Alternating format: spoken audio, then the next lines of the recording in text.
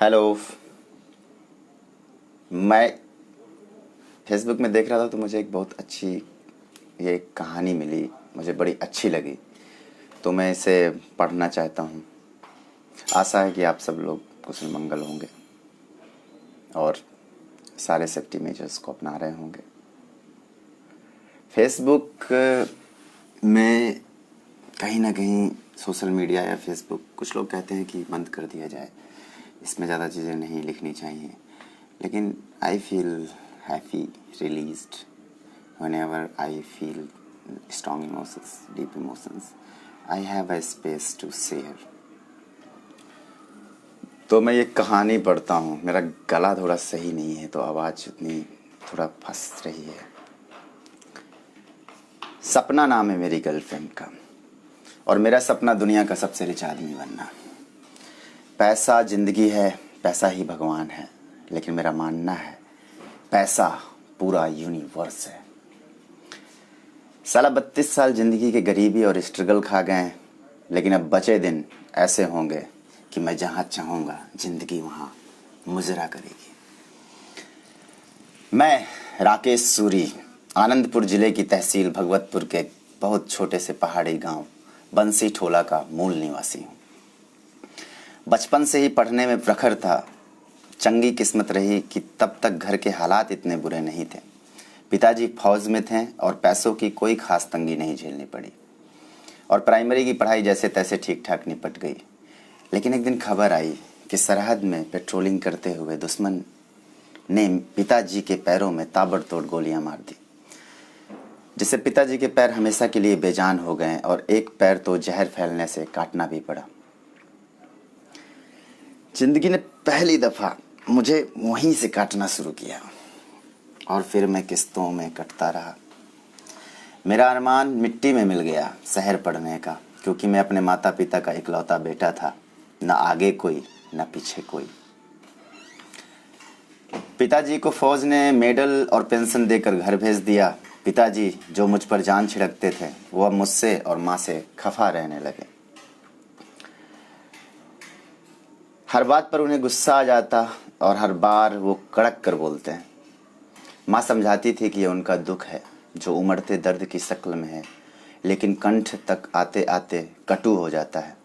असहाय स्थिति में पिताजी को देखकर माँ तो छिप छिप कर रोती, लेकिन मैं कभी पिताजी के सामने ही उमड़ पड़ता।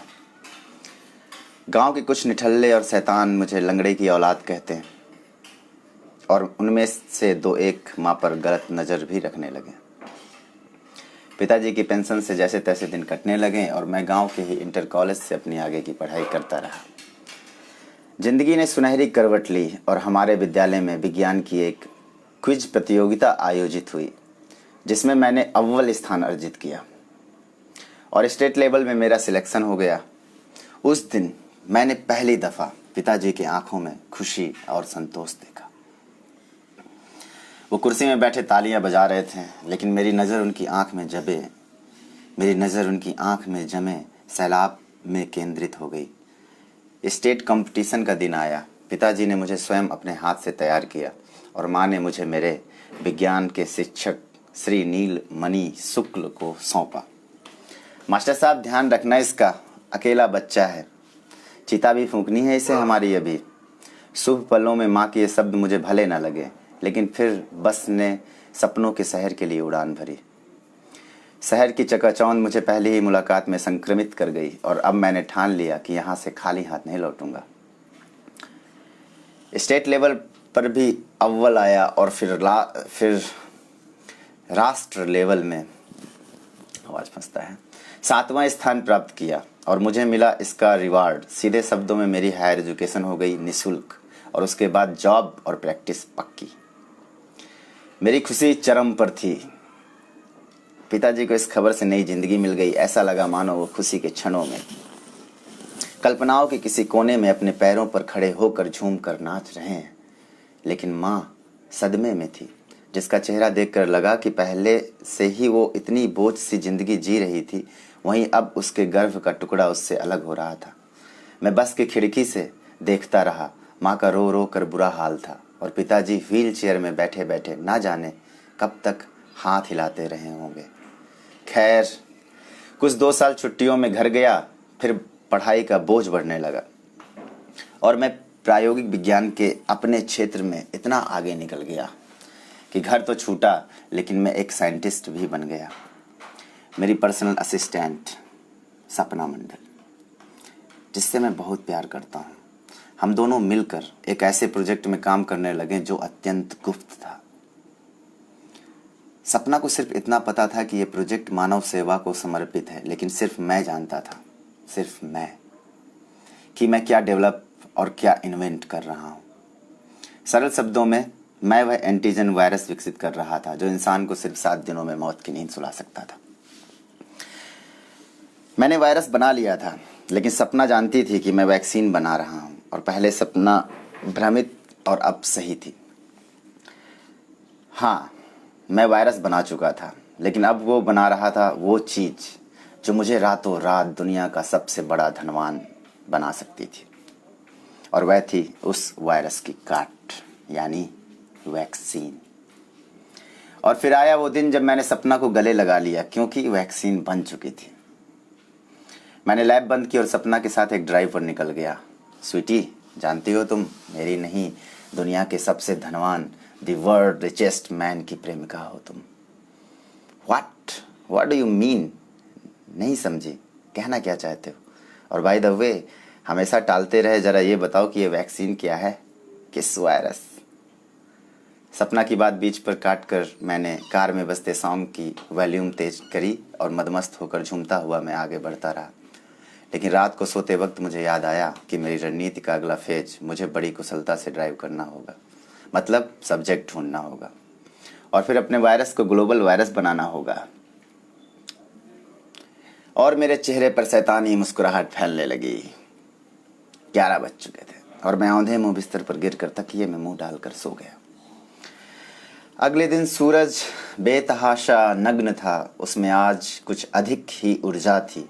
तभी सपना ने अपनी कार से हॉर्न दिया।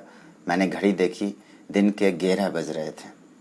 मैंने जल्दी जल्दी शॉवर लिया, सपना ने ब्रेकफास्ट रेडी किया और करेक्ट 12 बजे हम लैब में थे।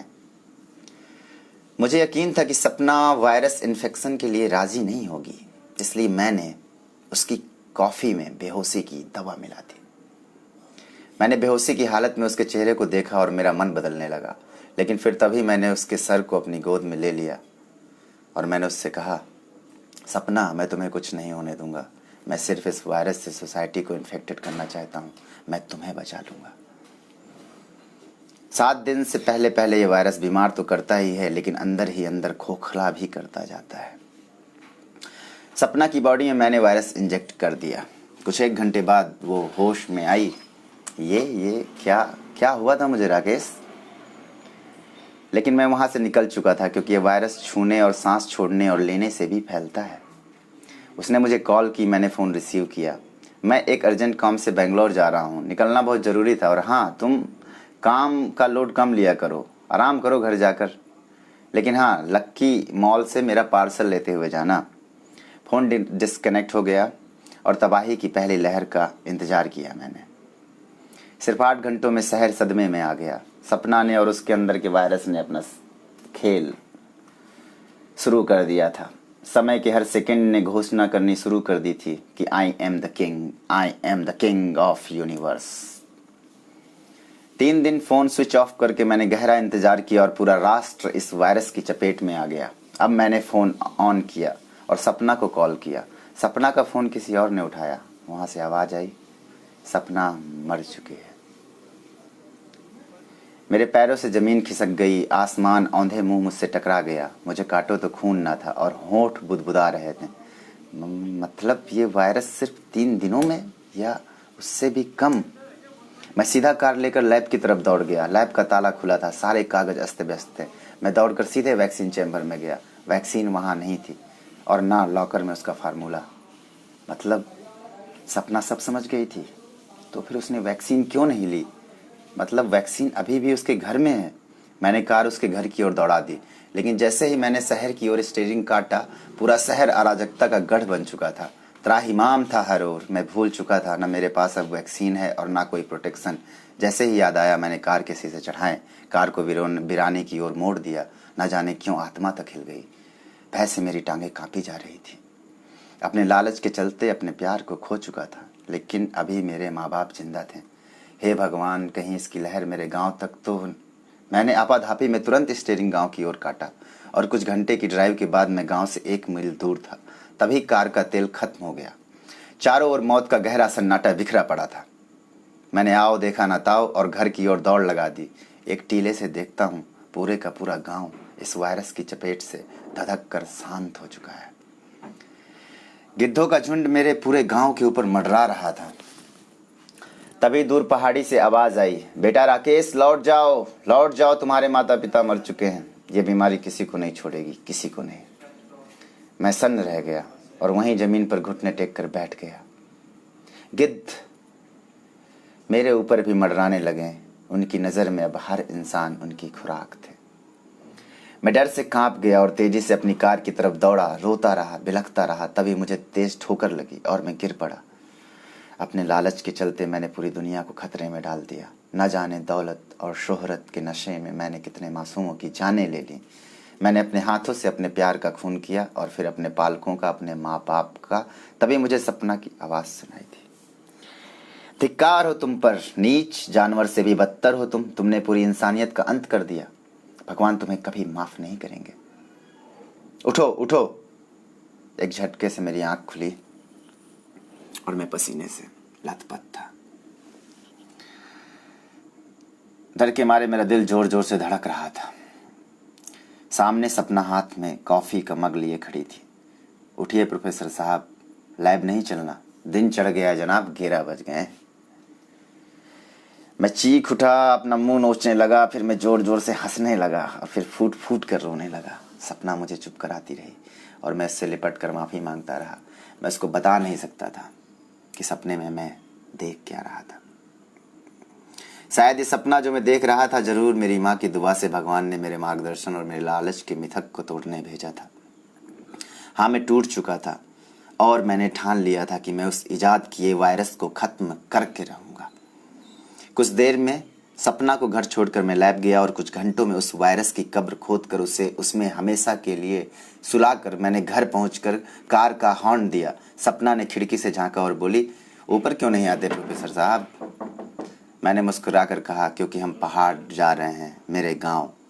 मैं सोच रहा हूँ माँ, पिताजी को उनकी बहू दिखा दूँ और उनको हमेशा के लिए यहाँ अपने साथ ले आऊँ। चलोगी ना? सपना की आंखों में खुशी और चाहत के आंसू दोनों झूम कर उमड़ आए और वो बोली, आ रही हूँ, give me only 2 minute. After 11 के जिस सपने ने मेरी आंखें खोल दी, भगवान करे हर लालची और धूर्त को भी आफ्टर 11 अवश्य संक्रमित करे। नवाजिश जुनैद रायल पठान, रानीखेत उत्तराखंड के हैं। इनकी कहानी थी, ये मैंने आपको पढ़ी कर सुनाई थी।